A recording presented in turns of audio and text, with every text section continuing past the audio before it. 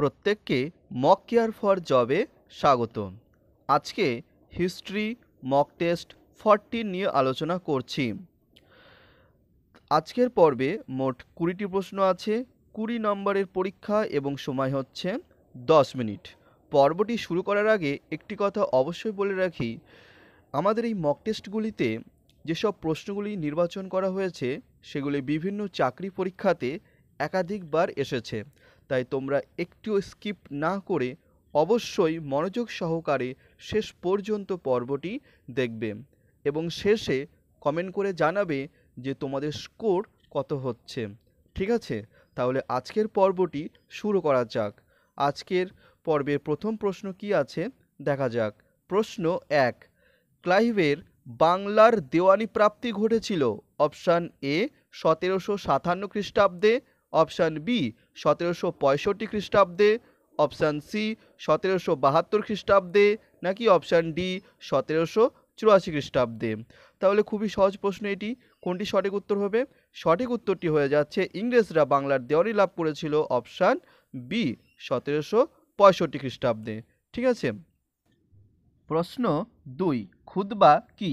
Option A শুক্রবারের নামাজের সময় শাসনকর্তা রাজার নামে উপদেশমূলক প্রশস্তি পাঠ, অপশান বি রাজাদেশ, অপশান সি রাজার দেওয়া শাস্তি, নাকি অপশান ডি উপরের কোনোটিই নয়। তাহলে এখানে সঠিক উত্তরটি হয়ে যাচ্ছে অপশান এ, শুক্রবারের নামাজের সময় শাসনকর্তা রাজার নামে উপদেশমূলক প্রশস্তি পাঠ। ঠিক আছে। আচ্ছা, পরবর্তী প্রশ্ন।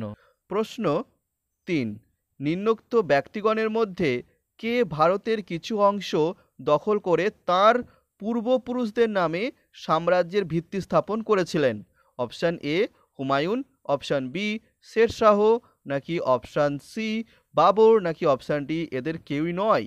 তাহলে কোনটি সঠিক উত্তর হবে? এখানে সঠিক উত্তরটি হয়ে যাচ্ছে অপশান সি বাবর। ঠিক আছে। আচ্ছা, পরবর্তী প্রশ্ন কি বলছে তাহলে দেখা যাক। প্রশ্ন 4, আকবরের রাজত্বকালে কোন রাজকর্মচারীকে বক্সি বলা হতো? অপশান এ শহরের শাসন ব্যবস্থার ভারপ্রাপ্ত কর্মচারীকে, অপশান বি সামরিক সংগঠনের ভারপ্রাপ্ত কর্মচারীকে, অপশান সি একজন শাসনতান্ত্রিক অথবা কার্যনির্বাহী কর্মচারীকে, নাকি অপশান ডি এদের কাউকেই নয়। তাহলে এখানে সঠিক উত্তরটি হয়ে যাচ্ছে অপশান বি সামরিক সংগঠনের ভারপ্রাপ্ত কর্মচারীকে বক্সি বলা হতো। ঠিক আছে। আচ্ছা, পরবর্তী প্রশ্ন। প্রশ্ন 5, সিন্ধু সভ্যতার আবিষ্কার কে করেন? Option A Leonard Woolley, option B VS. Agarwal, option C Rakhal Das Banerjee, নাকি অপশান ডি এ.এল. ব্যাসাম। তাহলে কোনটি সঠিক উত্তর হবে? সিন্ধু সভ্যতার আবিষ্কার কে করেছিলেন? সঠিক উত্তরটি হয়ে যাচ্ছে অপশান সি রাখাল দাস ব্যানার্জি। ঠিক আছে। আচ্ছা, পরবর্তী প্রশ্ন। প্রশ্ন 6, সিন্ধুবাসীর কোন ধাতু অজানা ছিল? অপশান এ তামা, অপশান বি লোহা, অপশান সি ব্রোঞ্জ, নাকি অপশান ডি স্বর্ণ। কোনটি সঠিক উত্তর হবে তাহলে? সিন্ধুবাসীরা কোন ধাতুর ব্যবহার জানতেন না? সঠিক উত্তরটি হয়ে যাচ্ছে অপশান বি লোহা। আচ্ছা, পরবর্তী প্রশ্ন। প্রশ্ন 7, বৈদিক সাহিত্য কোন সময় রচিত হয়? অপশান এ 1000 খ্রিস্টপূর্বাব্দ, অপশান বি 3000 থেকে 2500 খ্রিস্টপূর্বাব্দ, অপশান সি 1500 থেকে 1000 খ্রিস্টপূর্বাব্দ, নাকি অপশান ডি 1200 থেকে 1000 খ্রিস্টপূর্বাব্দ। তাহলে কোনটি সঠিক উত্তর হবে? এখানে সঠিক উত্তরটি হয়ে যাচ্ছে তাহলে অপশান সি 1500 থেকে 1000 খ্রিস্টপূর্বাব্দের মধ্যে বৈদিক সাহিত্য রচিত হয়েছিল। ঠিক আছে। আচ্ছা, তোমরা একটি প্রশ্নের উত্তর কমেন্ট করে জানাও যে এই বৈদিক সাহিত্যের মধ্যে যে 4টি বেদ রয়েছে ঋগ, সাম, যজু এবং অথর্ববেদ, এই 4টি বেদের মধ্যে কোনটি প্রাচীনতম বেদ?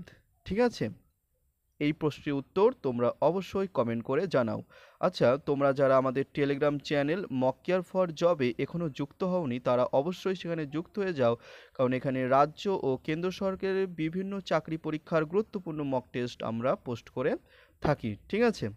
আচ্ছা, নেক্সট প্রশ্ন। প্রশ্ন প্রশ্ন 8, আর্য শব্দের অর্থ হলো অপশান এ চাষ করা, অপশান বি জাতিবিশেষ, অপশান সি গোচারণ ভিত্তিক সমাজ, নাকি অপশান ডি ব্রহ্মচারী। তাহলে এই যে আর্য, এই শব্দটির অর্থ কি? এখানে সঠিক উত্তরটি হয়ে যাচ্ছে অপশান বি জাতিবিশেষ। ঠিক আছে, পরবর্তী প্রশ্ন। প্রশ্ন 9, ত্রিপিটক লিখিত হয় কোন ভাষাতে? Option A Brahmi, option B Kharosthi, option C Pali, নাকি অপশান ডি সংস্কৃত।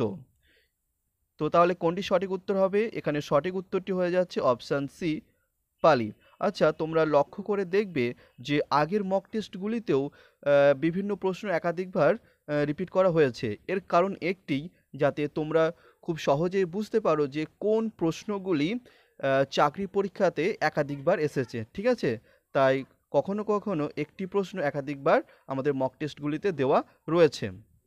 প্রশ্ন 10, প্রাচীন ভারতে কতজন তীর্থঙ্কর ছিলেন? অপশান এ 16 জন, অপশান বি 22 জন, অপশান সি 23 জন, নাকি option D 24 John.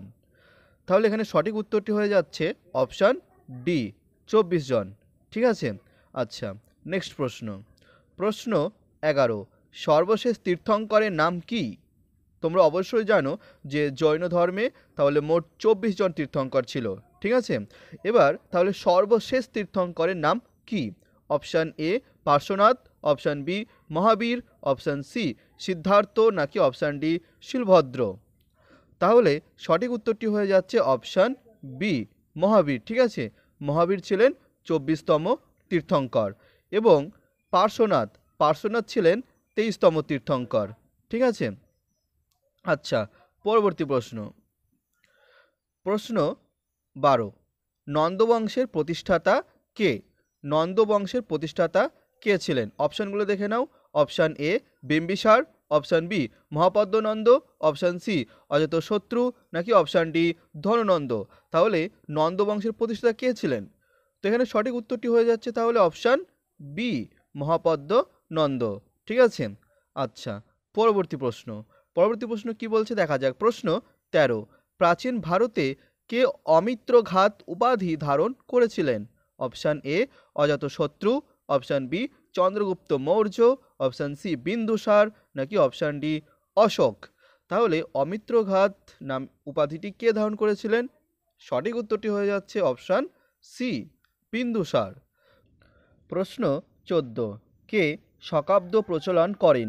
Option A Bhumaka, option B Nahapana, option C Rudradaman, নাকি অপশান ডি কনিষ্ক। তাহলে এখানে সঠিক উত্তরটি হয়ে যাচ্ছে শকাব্দ প্রচলন করেছিলেন অপশান ডি কনিষ্ক। ঠিক আছে, আচ্ছা পরবর্তী প্রশ্ন 15, বুদ্ধচরিত কার দ্বারা রচিত?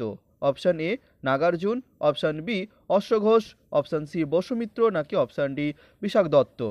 তাহলে কোনটি সঠিক উত্তর হবে? এখানে সঠিক উত্তরটি হয়ে যাচ্ছে অপশান বি অশ্বঘোষ। প্রশ্ন 16, মথুরা শিল্পকলা কোন সময়ে জনপ্রিয়তা অর্জন করে?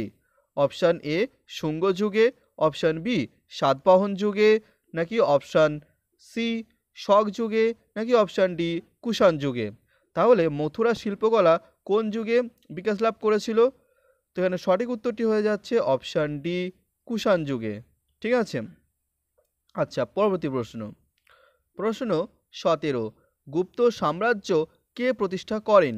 অপশান এ প্রথম Chandragupta, option B Srigupta, option C Samudragupta, নাকি অপশান ডি স্কন্দগুপ্ত। তাহলে গুপ্ত সাম্রাজ্যের প্রতিষ্ঠাতা কে ছিলেন? সঠিক উত্তরটি হয়ে যাচ্ছে শ্রীগুপ্ত, অর্থাৎ অপশান বি সঠিক উত্তর। পরবর্তী প্রশ্ন 18, কোন সম্রাট ভারতের নেপোলিয়ন নামে অভিহিত? Option A Ashoka, option B Kanishka, option C Samudragupta, নাকি অপশান ডি দ্বিতীয় চন্দ্রগুপ্ত। তাহলে কাকে ভারতের নেপোলিয়ন বলা হয়? সঠিক উত্তরটি হয়ে যাচ্ছে অপশান সি সমুদ্রগুপ্ত। পরবর্তী প্রশ্ন 19, শশাঙ্কের রাজধানী কোথায় ছিল? অপশান এ সমতটে, অপশান বি তাম্রলিপ্তে, অপশান সি কর্ণসুবর্ণতে, নাকি অপশান ডি লক্ষণাবতীতে। তাহলে কোনটি সঠিক উত্তর হবে? শশাঙ্কের রাজধানী কোথায় ছিল? সঠিক উত্তরটি হয়ে যাচ্ছে অপশান সি, কর্ণ সুবর্ণতে। ঠিক আছে। আচ্ছা, নেক্সট প্রশ্ন, প্রশ্ন 20।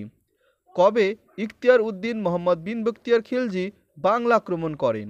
অপশান এ 1194 খ্রিস্টাব্দে, অপশান বি 1199 খ্রিস্টাব্দে, অপশান সি 1202 খ্রিস্টাব্দে, নাকি অপশান ডি 1206 খ্রিস্টাব্দে।